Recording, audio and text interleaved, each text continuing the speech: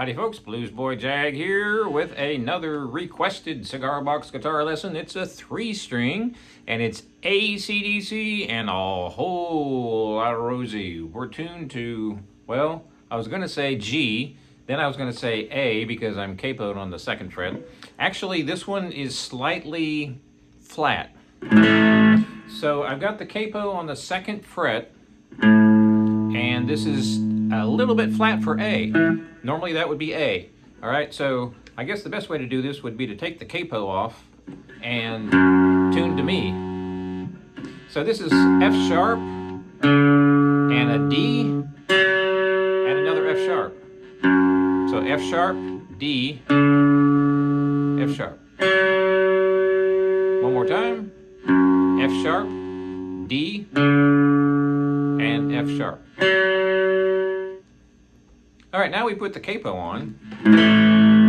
2nd fret, that brings us up to a little bit A flat. Not quite, but sort of A flat. Not quite sure why they tuned this way. Sometimes you pick up a guitar and it's tuned a certain way and then everybody else tunes to that guitar and you don't really notice that it might be, you know, a quarter step flat or whatever. So this is just a little bit flat. Capo on the 2nd fret normally would bring you up to A, and this is just a little bit shy of that. Okay, so let's get started here. This first riff, well, there's really only a couple of riffs in the entire song, but the first riff is starting on the up strum, and I'm using a pick this time. What, Jag? Using a pick? Holy crap. Yep. So this one really does work well with a pick. Most of the time, I don't like picks on a 3-string or a 4-string because the neck is just so skinny, and doing a strum just feels weird. But on this particular song, you're doing big, fat, wide strums. So, I don't know, I'm kind of weird. It just feels natural on this one. But very rarely do I use a pick on a 3-string or a 4-string. So, what we're going to be doing here is starting out with an up strum. And we're going to play the open chord. Then we're going to do a down. That's going to be barring all the way across on the 3rd fret. So, right now, 3rd fret, determined by the capo, or 5th fret determined without the capo, if that makes any sense. So, starting on the up strum, very important.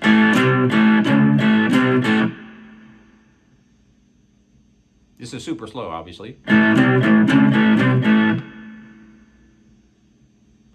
All those fake strums, that's the beat.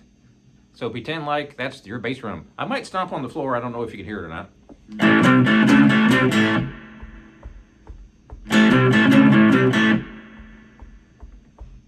This time I'll do some clicks on the guitar, maybe you can hear that better.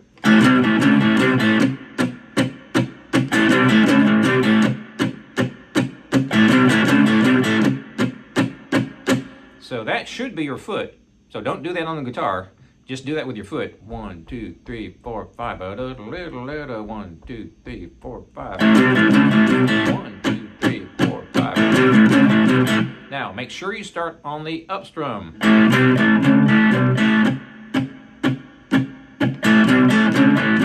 That's obviously slower than the record.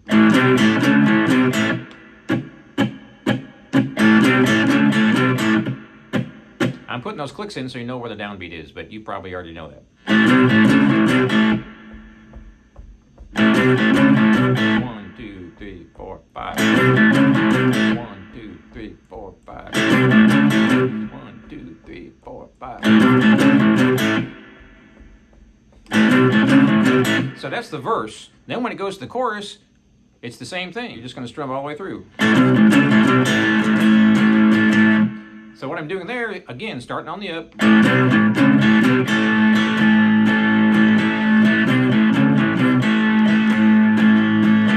Now I'm going to slow this way down so you can see the direction of my strum.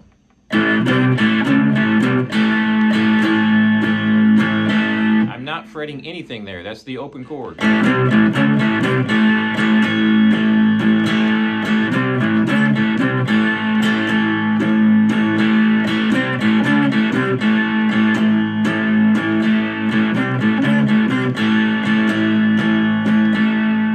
So notice how I'm skipping some of those strums.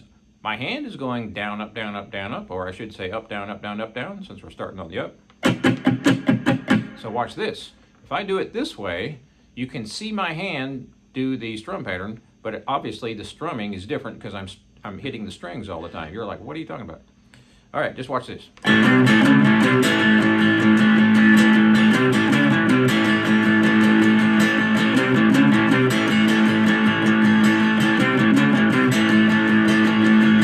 So right there, I'm strumming on every single beat.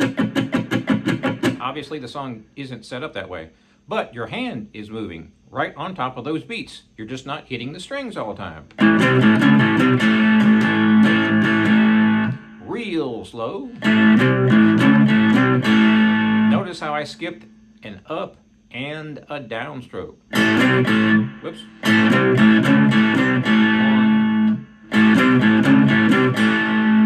1, 2. 1, 2. 1,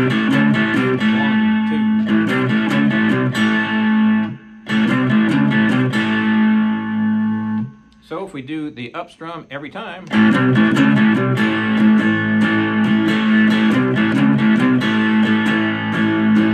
real slow.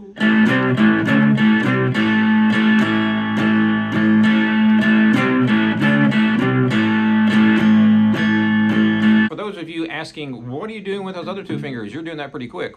It's just one finger all the way across on the 5th fret, and then your 3rd finger 2 frets up. And why do I start with the up strum? Because that's where it is on the beat. I don't know how otherwise how to explain that. Okay, now we're going to go.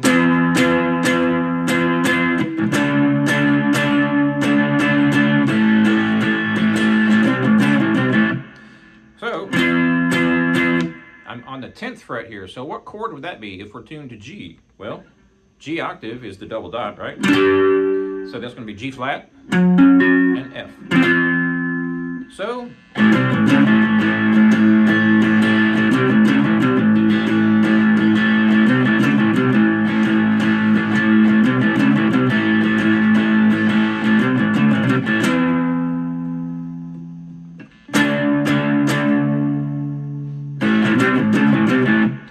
So you got to hold those beats. If you play along with your record, you'll understand how many beats it is.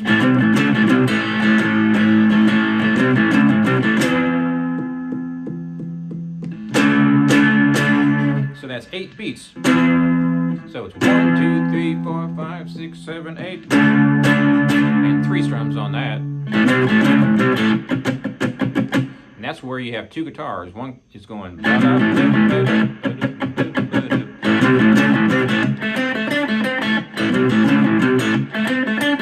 And that's simply the same riff, but only on the 1st string.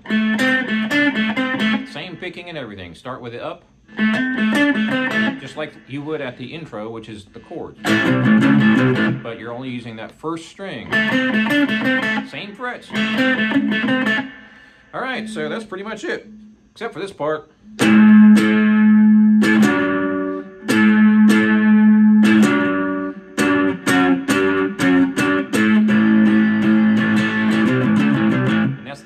So this is up here on the A, but we're on the 14th fret, and then we're going down to the G.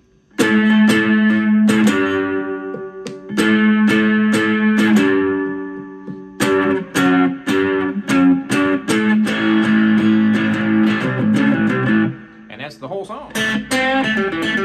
How about soloing? Well, pentatonic, right? My favorite scale, works great. It's the exact same scale they play in rock and roll and blues. So basically what it is your first string, third fret, and then open on the first string. Same thing on the second and third. This is your first position. Now I'm putting some pull-offs and hammer-ons, all that kind of deal. Now we add the 5th and 7th fret. Technically 5th and 7th, it's really 3rd and 5th, because we got the capo on. What? All right, 0, 3, 0, 3, 0, 3.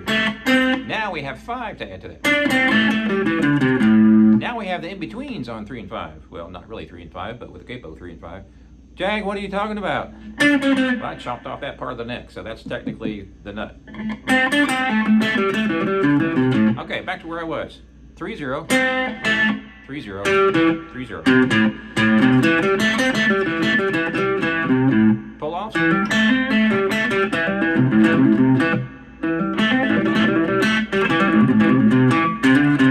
Now we go up to the 5th fret. Don't forget the in-between notes. These are real important. Most guitar teachers don't teach the in-between notes because technically they're not in the scale, but they do sound great. And a lot of people, in fact, I would hazard to say every guitar player who's ever played lead has done this. Playing the in-between notes. So, what's an in-between note, Jag? Well, technically, when I play this box, that's the box. Wait. You play the box, it's the box. Anyway, what am I talking about? That's the scale. Just a little bit of the scale, anyway. So I'm using my 3rd finger, 1st finger, 3rd finger, 5th finger, 3rd, 1st. But we can put the in-between notes in too. And pull-offs, hammer-ons.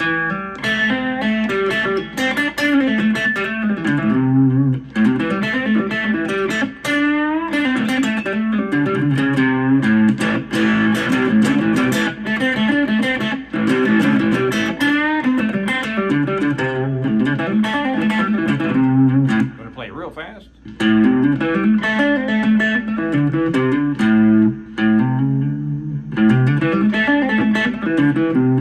Hammer-ons and pull-offs. Kind of getting off subject, kind of getting out in the weeds here. Well, maybe not. 0, 3, 5, picking it once. Same thing on the second. Same thing on the first. Now we go back and forth.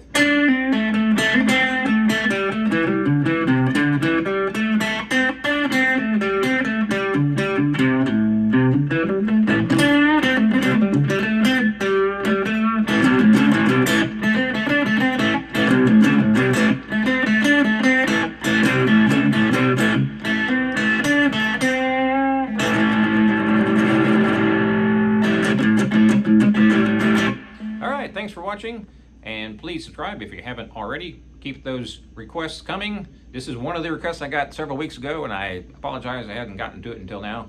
Been pretty busy making cigar box guitars, and I just sold another one that popped up on my phone while I was doing this video here, so I gotta make the neck tonight so I can ship it out in a couple of days. So I do have a new website. That website right there is the old one, but it will still send you to the new one. So I'm going to keep that one kind of up there as well. The new website is bluesboyjag.com. Bluesboyjag, all one word, .com. Please subscribe if I didn't already tell you that, but I think I did.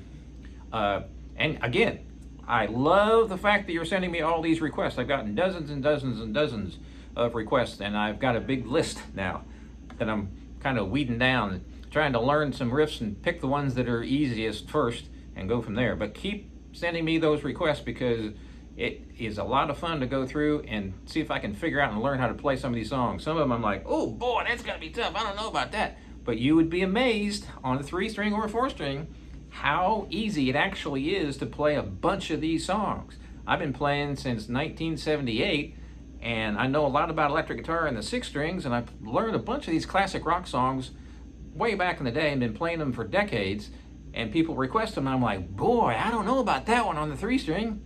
Lo and behold, after about, 4 or 5 minutes, you figure out exactly where the chord is, and you can almost play it note for note perfectly, and even somebody who's been playing guitar for a while can't even tell that you're playing on a 3 or 4 string. I still am amazed by that. Anyhow, enough blabbering. We'll see you next time. Have a good one.